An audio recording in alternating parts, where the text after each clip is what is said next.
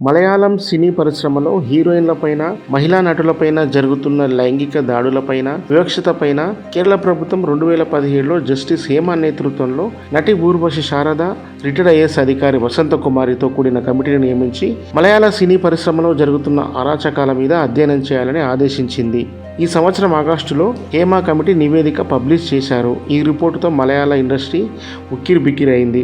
అయితే మలయాళ ఇండస్ట్రీలో మహిళలపై జరుగుతున్న దాడులేంటి, ఎలాంటి వివక్షతలు జరుగుతున్నాయి, హేమ కమిటీని ప్రభుత్వం ఎందుకు నియమించాల్సి వచ్చింది, ఈ కమిటీని నియమించడానికి దారితీసిన పరిస్థితులు ఏమిటి, దాదాపు 2 సంవత్సరాల పాటు అధ్యయనం చేసిన ఈ కమిటీ ఏం విషయాలు తేల్చింది, ప్రభుత్వానికి కమిటీ సమర్పించిన నివేదికలో ఎలాంటి విషయాలు ఉన్నాయి, అసలు మలయాళ సినీ పరిశ్రమలో ఏం జరుగుతుంది, ఎవరెవరి మీద ఆరోపణలు వచ్చాయి అనే విషయాన్ని ఈ వీడియోలో క్లియర్గా తెలుసుకుందాం. 2017వ సంవత్సరంలో కేరళ ప్రభుత్వం హేమ కమిటీని నియమించడానికి దారితీసిన పరిస్థితిని తెలుసుకుంటే, ఎందుకంటే మన తెలుగు ఆడియన్స్కి కూడా సుపరిచితమైన మలయాళ హీరోయిన్ భావన మీనన్ శ్రీకాంత్ హీరోగా నటించిన మహాత్మా సినిమాలో హీరోయిన్గా చేసింది. గోపిచంద్ నటించిన ఒంటరి, నితిన్ నటించిన హీరో సినిమాలో హీరోయిన్గా నటించి తెలుగు వాళ్ళకి బాగానే పరిచయమైన ఈమెపై మలయాళ సహనటుడు, నిర్మాత దిలీప్ ఫిబ్రవరి 17, 2017లో తిరుచూరు నుండి కొచ్చికి ప్రయాణిస్తున్న సమయంలో కారులో కిడ్నాప్ చేసి సుమారు 3 గంటల పాటు చాలా దారుణంగా సామూహిక లైంగిక దాడికి పాల్పడ్డాడు. దిలీప్ భావనపై కక్ష పెట్టుకొని పగ తీర్చుకోవడానికి సినిమా ఇండస్ట్రీలో డ్రైవర్గా పనిచేసే పల్సర్ సునీల్ అనే వ్యక్తితో కలిసి ఓ పథకం ప్రకారం ఆమె కారు నుంచి డ్రైవర్ని కొట్టి వీళ్ళ కారులో ఎక్కించుకొని కిడ్నాప్ చేసి సుమారు 3 గంటల పాటు లైంగిక దాడి చేసి చివరికి కొచ్చి నగరంలో ఆమెను వదిలిపెట్టారు. ఈ కేసులో జూలై 2017 అరెస్ట్ అయ్యి అక్టోబర్లో బెయిల్పై వచ్చినాడు దిలీప్. అయితే ఈయన నటి భావనపై పగ పెంచుకొని ఎందుకు కక్ష తీర్చుకోవాలనుకున్నాడంటే, దిలీప్ మలయాళ నటి మంజు వారియర్ని 1999లో పెళ్లి చేసుకున్నాడు. ఈ మంజు వారియర్ హీరోయిన్ భావనకి ఫ్రెండ్. ఒక భార్య సరిపోదన్నట్టుగా హీరోయిన్ కావ్య మాధవ్తో సంబంధం పెట్టుకొని సహజీవనం చేస్తున్నాడు. ఈ విషయం తెలిసిన భావన తన స్నేహితురాలైన మంజు వారియర్కి అన్యాయం జరుగుతుండడంతో దిలీప్, కావ్య, మాధవన్ల బంధానికి సంబంధించి సాక్ష్యాధారాలతో మంజు వారియర్కి భావన తెలియజేయడంతో మంజు వారియర్ దిలీప్తో గొడవ పెట్టుకొని విడాకులు తీసుకుంది. అయితే తన మొదటి భార్య మంజు వారియర్తో గొడవలు రావడానికి కారణం భావననే అనే భావనతో తన మీద పగ పెంచుకున్నాడు, కక్ష తీర్చుకోవాలనుకున్నాడు. అందుకే పల్సర్ సునీల్ గ్యాంగ్తో ఓ పథకం ప్రకారం ఆమెను కిడ్నాప్ చేయించి లైంగికంగా దాడి చేశాడు. ఆమె కేసు పెట్టడంతో జైలు పాలయ్యాడు. ఆ సందర్భంలో 3 గంటల పాటు ఆమె పడిన నరకయాతన గురించి పోలీసులకు చెప్పి దిలీప్ పై కేసు పెట్టించడం చాలా సంచలనం రేపింది. దీనిని విచారించిన పోలీసులు పల్సర్ సునీల్ ను అరెస్ట్ చేసి విచారిస్తే దీని వెనుక దిలీప్ ఉన్నాడని తెలియడంతో దిలీప్ అరెస్ట్ అయ్యారు. భావన పెద్ద హీరోయిన్, దిలీప్ పెద్ద హీరో కావడంతో ఈ సంఘటన దక్షిణ భారత చలనచిత్ర పరిశ్రమలో సంచలనంగా మారింది. వెంటనే చాలా మంది హీరోయిన్లు, సినీ పరిశ్రమకు చెందిన మహిళలు మాపై కూడా ఇలాంటి లైంగిక దాడులు జరిగాయని ముందుకు రావడంతో, ఇదే విషయం ప్రతిపక్షాలు కూడా గట్టిగా కోరడంతో కేరళ ప్రభుత్వం 2017లో సినీ పరిశ్రమలో మహిళలపై జరుగుతున్న అగాత్యాలను అధ్యయనం చేయాలని ఈ హేమ కమిటీని నియమించింది. మలయాళ నటి మినీ మునూర్ అమ్మ అసోసియేషన్ అంటే association of Malayalam movie artist committee సభ్యులైన జయసూర్య, మునియన్ పిల్లరాజు, ఇదవేల బాబు, సిపిఎం ఎమ్మెల్యే నటుడు ముఖేష్ తనపై లైంగిక దాడి చేసినట్టుగా ఫిర్యాదు చేసింది. 2013లో ఓ సినిమా షూటింగ్ లో దర్శకుడు జయసూర్య తనను ముద్దు పెట్టుకున్నాడని, కౌలించుకున్నాడని ఫిర్యాదు చేసింది. మలయాళం మూవీ ఆర్టిస్ట్ అసోసియేషన్ అమ్మ కార్యదర్శి ఇదవేల బాబు తన ఫ్లాట్ కు రమ్మన్నాడని, తను ఫ్లాట్ కు వెళ్లకుండా అతనికి సహకరించినందుకు గాను అమ్మ అసోసియేషన్ లో సభ్యతగా రాకుండా ముఖేష్ చేశాడని తెలిపింది. వీరంతా ఒక గ్రూప్ గా ఏర్పడి తనకు సభ్యత్వం రాకుండా చేయడమే కాకుండా అవకాశాలు ఇవ్వొద్దని నానా రకాలుగా నిర్మాతలకి నాపై బ్యాడ్ గా చెప్తూ నన్ను ఎదగకుండా చేశారని ఫిర్యాదు చేసింది. ఆమె ఆరోపణలు నిజం కావని, అబద్ధమని విచారణ చేయాలని మునియన్ పిల్లరాజు తర్వాత కోరడం జరిగింది. ఒక అమ్మాయి తన పేరు చెప్పడానికి ఇష్టపడలేదు. జూనియర్ ఆర్టిస్ట్ మునియన్ పిల్లరాజు తనపై లైంగిక దాడి చేశాడని కమిటీకి ఇచ్చిన ఫిర్యాదులో తెలిపింది.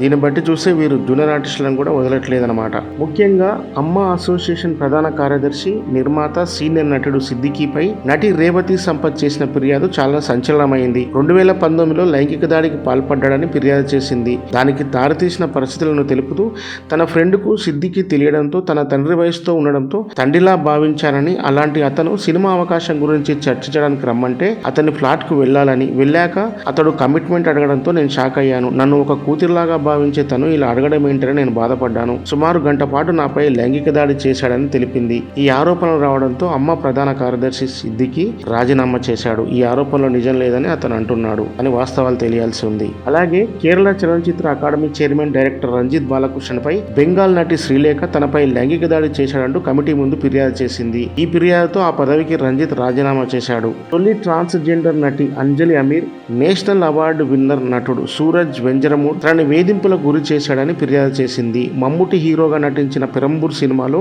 ఈమె నటించిన సందర్భంగా సూరజ్ లింగ మార్పిడి చేసుకున్న వారు సెక్స్ సుఖం ఎలా పొందుతారు అని తనను ప్రశ్నించాడని, ఇదే విధంగా రకరకాలుగా తనను సెక్సువల్ గా హరాస్మెంట్ చేశాడని తను ఫిర్యాదు చేసింది. ప్రేమం సినిమా హీరో నివిన్ పౌల్ తనకు సినిమా అవకాశం ఇప్పిస్తానని దుబాయ్కి రమ్మన్నాడని, దుబాయ్లో షూటింగ్ ఉందనుకుని వెంటనే బయలుదేరిన తనపై నివిన్ పౌల్ తో పాటు అతని స్నేహితులు 5 మంది తనపై సామూహిక అత్యాచారం చేశారని కేరళలోని ఎర్నాకుళం పోలీస్ స్టేషన్ లో ఫిర్యాదు చేసింది. దీంట్లో నివిన్ పౌల్ 6వ నిందితుడిగా ఉన్నారు. ఇది అబద్ధపు ఆరోపణలు, నేను వీటిని లీగల్ గానే చూసుకుంటానని హీరో చెప్తున్నాడు. కానీ కేసు నమోదు చేసిన పోలీసులు విచారణ చేపట్టారు. నిజాలు తెలిస్తే నివిన్ పౌల్ కి పెద్ద శిక్ష పడే అవకాశం ఉంది. ఈ విధంగా చాలా మంది జూనియర్ ఆర్టిస్ట్ నుంచి మొదలుకొని హీరోయిన్ల వరకు మహిళా నటులు తమకు జరుగుతున్న వివక్షతపై, అన్యాయాలపై, లైంగిక దాడులపై మలయాళ నటులపై, దర్శకులపై, నిర్మాతలపై ఫిర్యాదులు చేస్తూనే ఉన్నారు. ఇప్పటి వరకు మొత్తం 17 కేసులు నమోదయ్యాయి. వీటిపై విచారణ జరుగుతుంది. ఈ అంశాలన్నిటిపైన హేమ కమిటీ నివేదిక రూపొందించింది. అయితే 2017లో హేమ కమిటీ నియమిస్తే ఇండస్ట్రీలో జరుగుతున్న పరిస్థితులను అధ్యయనం చేసి 2019లోనే 295 పేజీల నివేదికను రూపొందించింది. దీంట్లో 63 పేజీల నివేదికను రహస్యంగా ఉంచారు. రహస్య నివేదికలో పెద్ద పెద్ద వాళ్ళ పేర్లు ఉండడం, కొన్ని లీగల్ ఛాలెంజెస్ వల్ల వాటిని రహస్యంగా ఉంచినట్టు కమిటీ తెలిపింది. 2018లో నివేదిక వస్తే 2024 ఆగస్టులో ఈ నివేదిక బహిర్గతమైంది. దీని వెనుక వివిధ కారణాలు ఉన్నాయంటూ నివేదికను బహిర్గతం చేయలేరు. ఈ విషయంలో ప్రస్తుత ఎల్డీఎఫ్ పార్టీ ఈ కమిటీ నివేదికను బయటికి రాకుండా ఆపి సినిమా ఇండస్ట్రీ వారిని కాపాడుతుందంటూ ప్రతిపక్ష పార్టీలు, కొన్ని స్వచ్ఛంద సంస్థలు ఆరోపించాయి. దీనికి ప్రభుత్వంలోని కొందరు పెద్దలు స్పందిస్తూ వివిధ కారణాలు చెబుతూ వస్తున్నారు. అందులో కరోనా ఉందనే కారణం కూడా ఒకటి చెప్పారు. ప్రభుత్వం మీద ఒత్తిడి పెరగడంతో సమాచార హక్కు చట్టం కింద జర్నలిస్టులు అడిగేసరికి హైకోర్టు జోక్యం చేసుకుని ఈ కమిటీ నివేదికను పబ్లిష్ చేయాలని తెలపడంతో ఈ సంవత్సరం ఆగస్టులో ఈ నివేదిక పబ్లిష్ అయింది. ఈ నివేదికను ఎవరైనా ఆర్టీఐ కింద దరఖాస్తు చేసుకుని పొందవచ్చని కోర్టు ఆదేశాలు కూడా ఇచ్చింది. హేమ కమిటీ నివేదికలో మలయాళ ఇండస్ట్రీలో జరుగుతున్న దారుణాలపై తేల్చిన విషయాలేంటో చూస్తే, వారిచ్చిన రిపోర్ట్లో సినిమా ఇండస్ట్రీపై వారు రాసిన ముందు మాట, ఆకాశంలో చందమామ దూరం నుంచి చూస్తే అందంగానే కనిపిస్తుంది, అలాగే చుక్కలు ప్రకాశిస్తున్నట్టు కనిపిస్తాయి. కానీ సైంటిఫిక్ గా చందమామ అందంగా ఉండదు, చుక్కలు ప్రకాశించవు. అలాగే ఉప్పు కూడా చక్కెరలాగే తెల్లగా ఉంటుంది, కానీ వాటి రుచి వేరు. అలాగే ఇండస్ట్రీ దూరం నుంచి చూస్తే రంగుల ప్రపంచంగానే ఉంటుంది, దగ్గరికి వెళ్ళి చూస్తే నిజం తెలుస్తుందంటూ సినిమా ఇండస్ట్రీ గురించి మొదటి మాటలోనే తేల్చేసింది. మలయాళ పరిశ్రమలో అగ్రస్థానంలో ఉన్న ఓ 15 మంది హీరోలు, నిర్మాతలు, దర్శకులు ఒక గుంపుగా ఏర్పడి సినిమా ఇండస్ట్రీని గుప్పెట్లో పెట్టుకుని తమ ఇష్టారాజ్యంగా వ్యవహరిస్తూ మహిళా నటీమణులను వేధిస్తున్నారని కమిటీ తెలిపింది. కానీ ఆ 15 మంది పేర్లను మాత్రం బయట పెట్టలేదు. సినిమా అవకాశాల కోసం మహిళా నటీమణులు వీరికి సెక్సువల్ కమిట్మెంట్ ఇస్తేనే అవకాశాలు ఇస్తారని, వీరి కోరికల్ని తీర్చకపోతే ఎంత పెద్ద ఆర్టిస్ట్ కైనా అవకాశాలు రావని కమిటీ తెలిపింది. వారు చెప్పినట్టు నడుచుకుంటే మంచి అవకాశాలు, మంచి రెమ్యునరేషన్ వచ్చేటట్టు చేస్తారు, లేదంటే వారికి అవకాశాలు రాకుండా చేస్తారు. మలయాళ సినిమా ఇండస్ట్రీలో అడ్జస్ట్మెంట్, కాంప్రమైజ్, కమిట్మెంట్ అనే పదాలు చాలా కామన్ అయ్యాయని కమిటీ అభిప్రాయపడింది. ఇంకా అవుట్డోర్ షూటింగ్ లో అయితే మహిళా నటులపై తీవ్రమైన లైంగిక దాడులు జరుగుతాయని, రాత్రిపూట తాగి వచ్చి తెరిసేంత వరకు తలుపులు గట్టిగా కొడతారని, లైంగికంగా వేధిస్తారని, సహకరించకపోతే షూటింగ్ లో ఇబ్బందులకు గురి చేస్తారని ఈ కమిటీ అభిప్రాయపడింది. ఆ విధంగా ఓ అవుట్డోర్ షూటింగ్ లో ఒక హీరో తన మాట వినలేదని, ఉదయం షూటింగ్ లో హీరోయిన్ ని కౌగిలించుకునే సీన్ ఉండడంతో సీన్ బాగా పండలేదు అని 17 టేకులు తీసుకుని ఆమెను కౌగిలించుకునే సందర్భంలో అసభ్యంగా ప్రవర్తించి వేధించాడని సీనియర్ హీరోయిన్ కమిటీ ముందు తెలిపింది. వారి మాట వినకపోతే వారికి ఇచ్చే రెమ్యునరేషన్ సరిగ్గా ఇవ్వరు, తగ్గించి ఇస్తారని, మొత్తం రెమ్యునరేషన్ ఇవ్వకుండా సతాయిస్తారని, క్యారెక్టర్ ఆర్టిస్టుల పట్ల, జూనియర్ ఆర్టిస్టుల పట్ల తీవ్రమైన వివక్షత చూపిస్తారని కమిటీ తెలిపింది. మహిళా నటీమణులు ఉండడానికి సరైన రూములు, వాష్రూమ్ వెళ్ళడానికి, బట్టలు మార్చుకోవడానికి సరైన వసతులు కల్పించకుండా వివక్షత చూపిస్తారంట. ఇదే విషయం గురించి సీనియర్ నటి రాధిక తాముండే కారు వ్యాన్లలో సీక్రెట్ కెమెరాలు పెట్టి కూడా వేధిస్తుంటారని ఆమె అభిప్రాయపడింది. జూనియర్ మహిళా ఆర్టిస్టులను అయితే ఇంకా దారుణంగా వేధిస్తారంట. కమిటీ తన నివేదికలో తెలిపింది. వీరు కంప్లైంట్ చేయడానికి చాలా భయపడతారని, కంప్లైంట్ చేస్తే తమ జీవితం నాశనమవుతుంది అనుకుని ఎవరూ కంప్లైంట్ చేయడానికి ముందుకు రావట్లేదు. కంప్లైంట్ చేస్తే మీ జీవితాన్ని ఏమైనా చేస్తాం, ఇండస్ట్రీలో లేకుండా చేస్తామని కూడా ఈ సినీ పెద్దలు భయపడతారని, అందుకే కంప్లీట్ చేయడానికి ముందుకెవరు రావట్లేని కమిటీ తెలిపింది. ఈ పెద్దవాళ్లతో పెట్టుకుంటే మన జీవితాలు ఏమవుతాయో అని ఎందుకులే రిస్క్ అని చాలా మంది మహిళలు వెనుకడుగు వేస్తున్నారు. అయితే చాలా మంది ఆరోపణలు ఎదుర్కొంటున్న నటులు, నిర్మాతలు, దర్శకులు వీటిలో నిజం లేదని నిజాలు తేల్చాలని అంటున్నారు. ముఖేష్ తను సిపిఎం ఎమ్మెల్యే అవడంతో ప్రత్యర్థి వర్గాల వారు తనపై ఇలా ఆరోపణలు చేయిస్తున్నారని అంటున్నాడు. దర్శకుడు రంజిత్, నటుడు జయసూర్య, మునియన్ పిల్లరాజు, నివిన్ పౌలి వీరంతా కూడా నిజాలు తేల్చాలని ఎలాంటి విచారణకైనా సిద్ధమని వాదిస్తున్నారు. మలయాళం ఇండస్ట్రీలో ఆరోపణలు ఎదుర్కొంటున్న వారు చిన్న స్థాయిలో ఉన్నవారు కాదు,